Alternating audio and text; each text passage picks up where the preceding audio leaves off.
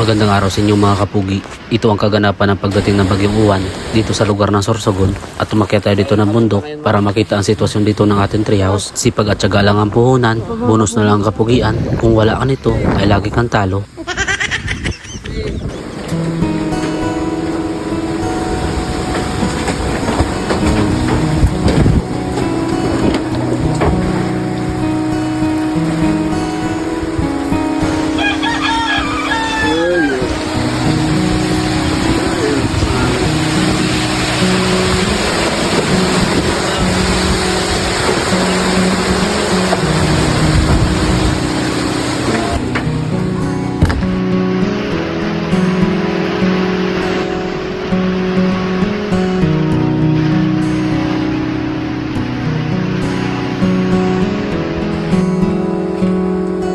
Ano balita dyan sa inyo?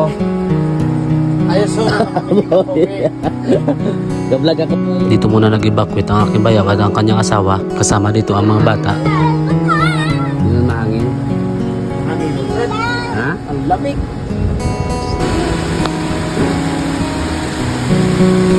Ito yung kagandahan mga kapugi kapag brown out mga kapugi.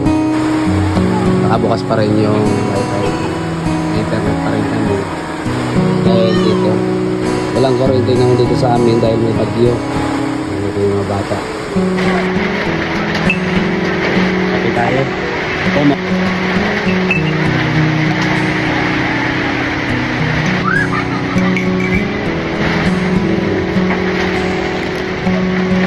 Maluto ka na, be?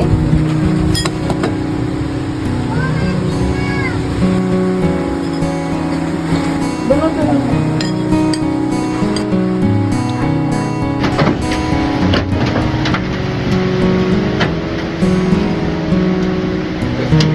Grabe. Lakas ng hangin. Tsaka ulan.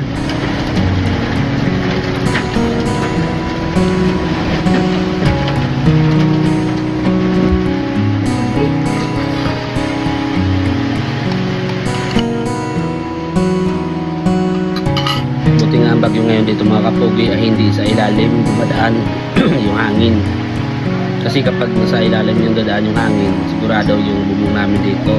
Ngayon kasi yung bagong ngayon, bali nasa taas, sa tuktok lang ng bundok. Yung maririnig yung lagnos ng hangin dun sa taas ng bundok, yung mga kahoy. Mahina siya, pero yung mga sanga dahon, pupunta dito sa bubong na aming bahay.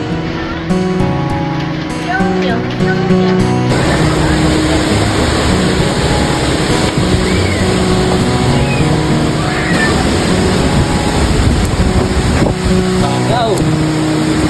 Yung bahay ko mga kapugi. Nasira na yung van. Ito.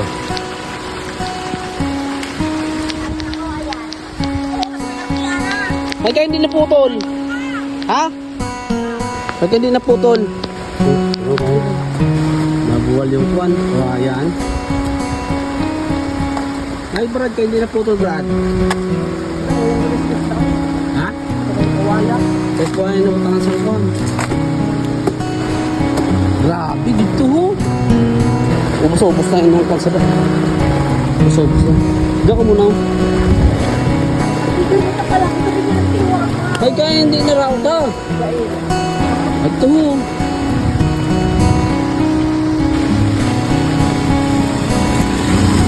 Aw. Landslide? Landslide? Nakaharang chong. Ha? Kuryente dito. Naku po.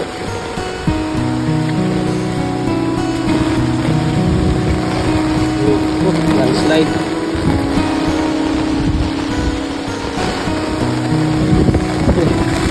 Uy! Yung saging.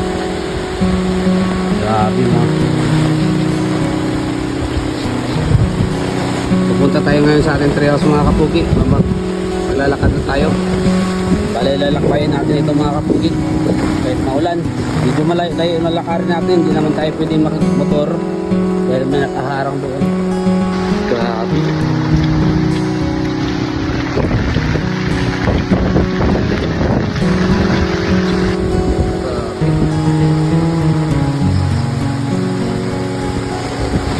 ang daming mga daw ng niyog, mga sanga ng puno.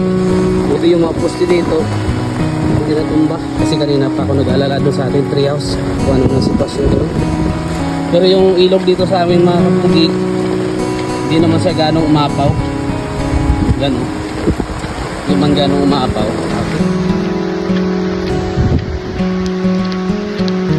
Okay, kung tayo dadaan, nakapahulog pa tayo dito ng niyog.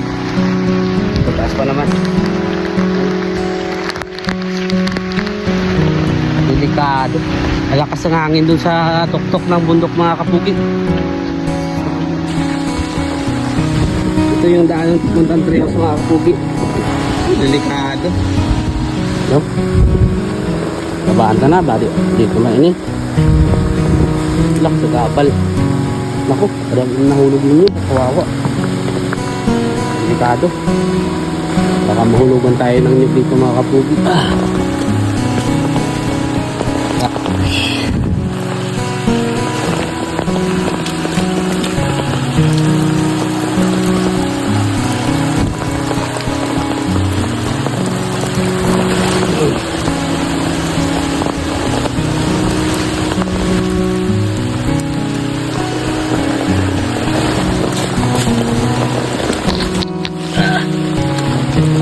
Tumitingin-tingin ako dito sa niyog, baka mahulugan tayo.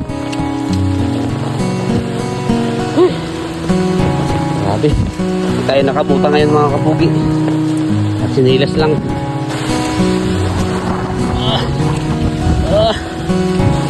Taas ng hangin si taas.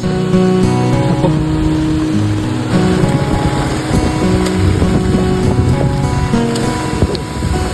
Wala na dahon. Sus, nasira ko yung atin. Oh, wala ko. Balik yung puno. Gabal.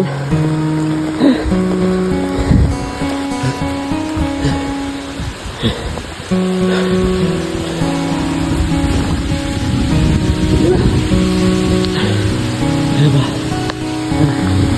Balik na puno dito.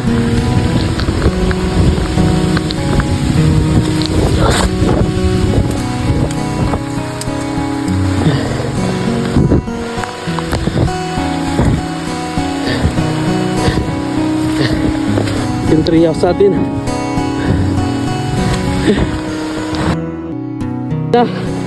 Buo pa mga kapugi. Shit. Ang tibay ng treehouse natin.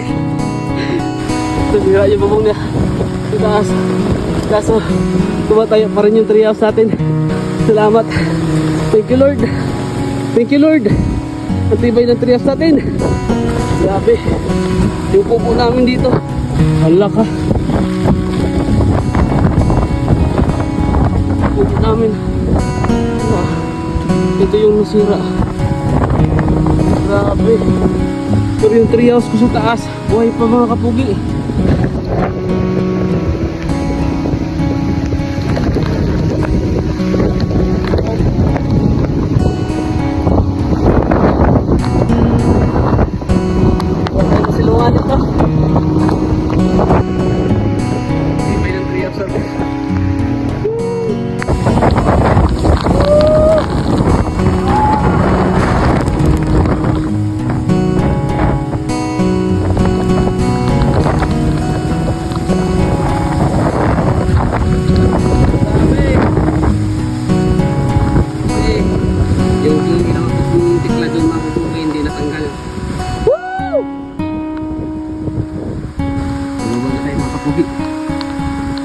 Balikan na lang natin ito bukasan. Importante, nakita natin puno. Sabi ko sa'yo, antipolo lang itong puno mga kapugi. Antipolo lang itong puno na ito. Dahil nagsasabi na hindi daw matibay ito. Tingnan nyo naman. Please tayo province sa Baguio. Ay, baka tayo, bababa tayo.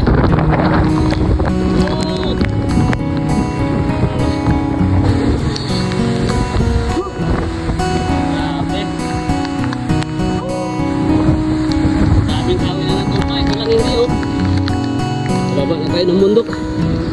So paano mga kapugi, hanggang dito na lang muna ang ating video. Sa mga nakaabot sa dulo ng ating video, maraming salamat at God bless inyong lahat. Woo! Thank you Lord.